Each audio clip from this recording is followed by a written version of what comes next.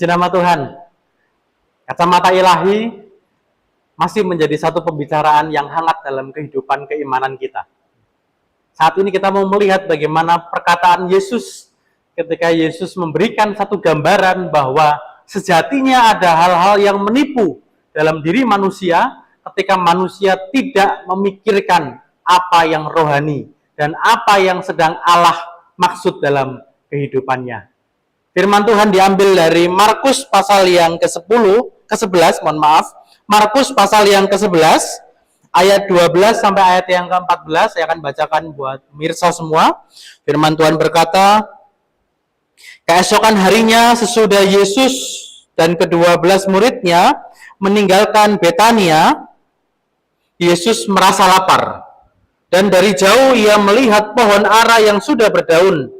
Ia mendekatinya untuk melihat kalau ia mendapat apa-apa pada pohon itu. Tetapi waktu ia tiba di situ, ia tidak mendapat apa-apa selain daun-daun saja, sebab memang bukan musim buah ara. Maka katanya kepada pohon itu, jangan lagi seorang pun makan buahmu selama-lamanya. Dan murid-muridnya pun mendengarnya. Satu perkataan ketika Yesus mengadakan mujizat, dia berkata kepada pohon ara itu, agar tidak lagi berbuah, tidak lagi hidup, maka yang terjadi adalah pohon itu menjadi kering dan tidak lagi menunjukkan tanda-tanda kehidupan. Diawali dari hal yang sederhana. Ketika Yesus berjalan bersama dengan murid-muridnya, dia melihat dari jauh sebuah pohon yang begitu besar, begitu rindang, dan begitu menarik. Datang ke sana, mendekatinya dengan satu harapan, ada buah yang dapat dijumpai di balik rindangnya pohon itu. Tetapi firman Tuhan katakan di dalam perikop ini dijelaskan bahwa dia tidak mendapatkan apa-apa dari pohon itu. Kita renungkan bagian ini sejenak. Ada banyak orang yang masa kini mulai terkecoh dengan tujuan hidupnya. Ada banyak manusia yang mulai bergeser tujuan hidupnya. Bukan lagi untuk menghasilkan buah, tetapi berhenti menjadi pohon yang rindang dan disukai orang. Firman Tuhan katakan bahwa pohon itu dikenal dari buahnya.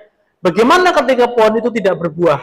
Atau bagaimana yang terjadi ketika pohon itu tidak menghasilkan buah yang manis? Maka pohon itu akan dikenal dari apa yang dia hasilkan.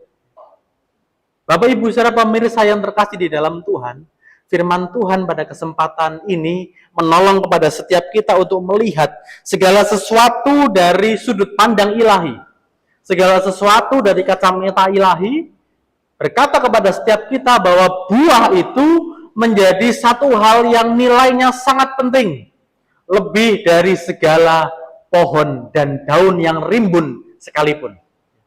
Dari kisah ini kita bisa melihat pada ayat yang ke-11 dijelaskan di sana, Yesus mendapati banyak daun, tetapi tidak ada buah. Apa yang sedang kita kerjakan hari ini? Apa yang kita kejar hari-hari ini? Apa yang sedang kita upayakan hari-hari ini? Baik kita secara pribadi maupun gereja kita secara komunal. Apa yang sedang kita upayakan hari-hari ini? Apakah kita sedang mengejar supaya kita memiliki hidup seperti Kristus? Apakah kita hanya cukup, yang penting banyak pengikut, yang penting aku rindang dan besar, menjadi pohon yang lebih besar dari yang lain, menjadi pribadi yang lebih dikagumi dari yang lain, sebab pohon yang rindang itu sejatinya lebih disukai oleh banyak orang. Ketika hujan, orang akan berteduh di bawahnya. Ketika cuaca terik dan panas, orang akan berteduh mencari pohon yang rindang. Pohon yang mengayomi, pohon yang begitu disukai oleh banyak orang. Pandangan manusia akan memilih pohon itu.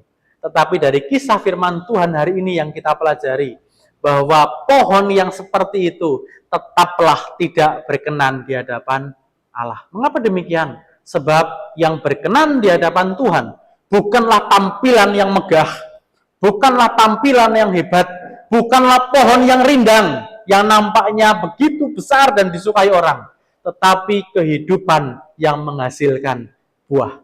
Satu ayat firman Tuhan sekali lagi yang akan mengingatkan kita begitu pentingnya hidup menghasilkan buah menurut sudut pandang ilahi.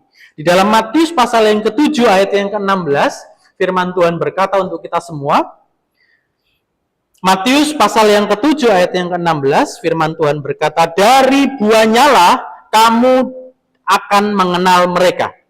Dapatkah orang memetik buah anggur dari semak duri atau buah ara dari rumput duri? Satu gambaran yang Yesus sampaikan ketika Yesus berhadapan dengan hal orang-orang yang merasa dirinya religius, tetapi sejatinya tidak pernah membangun kehidupan spiritual yang baik. Yesus berkata, tidak usah repot-repot dan tidak usah susah-susah untuk melihat. Dilihat saja dari buahnya. Apakah Bapak Ibu Saudara melihat saya orang yang baik hanya karena saya mengenakan atribut rohani? Apakah Bapak Ibu Saudara merasa bahwa saya orang yang jauh lebih suci ketika saya mengenakan atribut rohani? Oh, Bapak Pendeta kemana-mana pakai jas, di gereja tampil dengan atribut-atribut yang begitu suci. Saya berdiri di depan mengenakan pakaian-pakaian kebesaran keagamaan. Tetapi firman Tuhan berkata, bukan dari pakaiannya engkau dianggap layak. Bukan dari pakaian, bukan dari identitas yang manusia sematkan engkau mendapatkan kelayakan, tapi dari buah hidup yang engkau tunjukkan di hadapan Tuhan. Saya berpakaian rohani, tapi kalau hidup saya di luar sana saya berkata-kata kotor, saya membohongi orang, saya menyakiti orang, saya melakukan kekerasan dalam keluarga saya menyakiti hati anak-anak saya mengasihi orang-orang yang di luar sana lebih dari orang yang di dalam. Anak-anak tidak merasakan kasih, anak-anak tidak merasakan kehangatan, saya lebih mementingkan orang di luar sana. Orang akan melihat bahwa sejatinya apa yang saya perbuat itu jauh lebih layak untuk menggambarkan siapa diri saya. Lebih dari apa yang saya kenakan. Sama seperti yang Yesus katakan, bahwa pohon itu dikenal bukan dari rimbun dahannya. Pohon itu dikenal bukan dari hebatnya pohon itu berdiri dengan kokoh, tapi pohon itu dikenal dari buahnya. Sekecil apapun pohon itu, ketika dia berbuah, maka dia akan menjadi berkat bagi banyak orang.